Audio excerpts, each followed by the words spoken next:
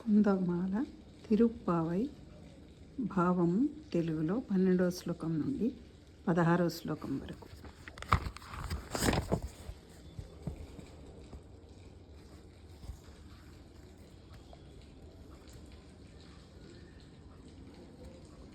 పన్నెండవ శ్లోకం భావము.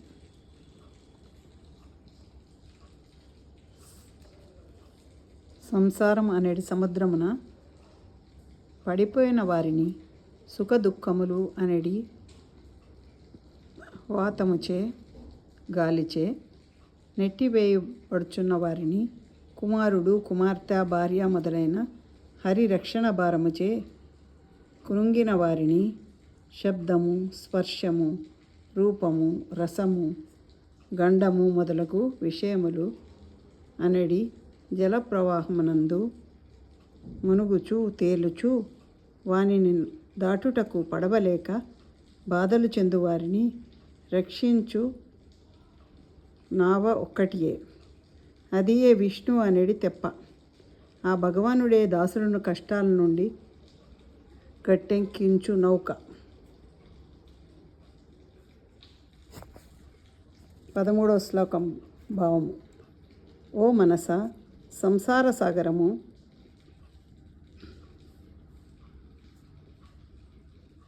చాలా లోతైనది, దానిని ఎట్లు దాటగలనా అని శంకింపకుమా. కమలనయనుడైన నరకాంతకుని యందు నిలిచిన నీ భక్తి ఒక్కటే నిన్ను ఆవలిదరకు చేర్చగలదు. 13వ శ్లోకం భావం సంపూర్ణం.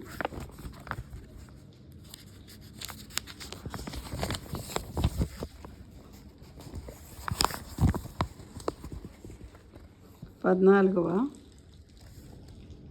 శ్లోకము భావం.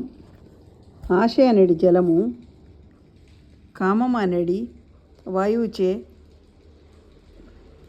రేగుచున్న మోహము అజ్ఞానము అనేది అలలు, సతి అనేది సుడి సంతానము, సోదరులు అనేది మొసళ్ళ మొత్తము పీడించుచున్న సంసార సాగరమును మునిగి తేలుచున్న మాకు ఓ విక్రమ వరద, నీ పదకమలయందు భక్తి అనేది పడవను ఇమ్ము.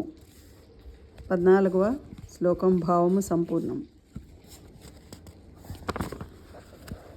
15వ శ్లోకము భావము.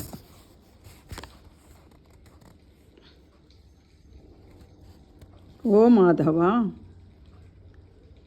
భువనపతి, పుణ్యహీనులను నీ పాదకమలంపై భక్తి లేని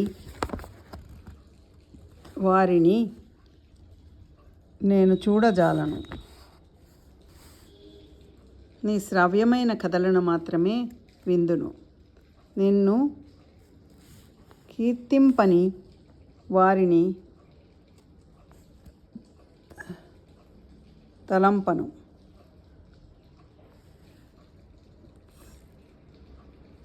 ఇతర జన్మలందు నిన్ను సేవింపని జన్మ నాకు వలదు, అది మేలు చేయదు. 15వ శ్లోకము భావము సంపూర్ణము. 16వ శ్లోకము భావము.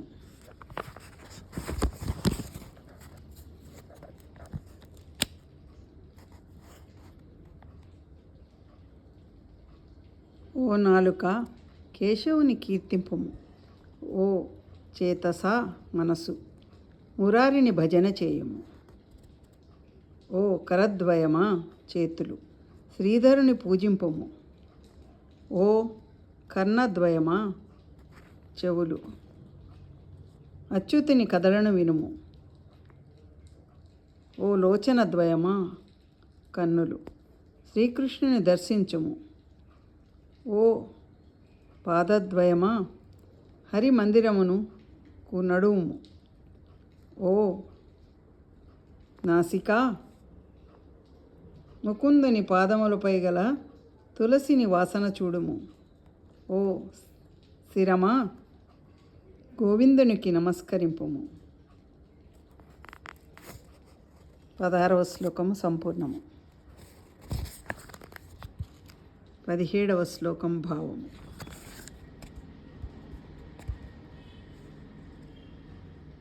ఓ లోకులారా వినుడు.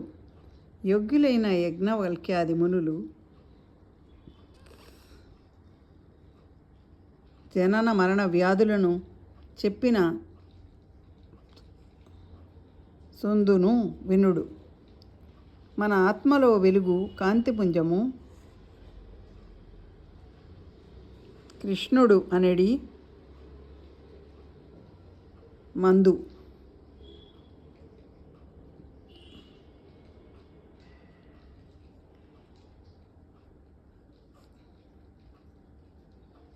అది మిక్కిలి గొప్పది, అది నిత్యానందమును ఇచ్చును. 17వ శ్లోకం భావం సంపూర్ణం. మీ సుచరిత.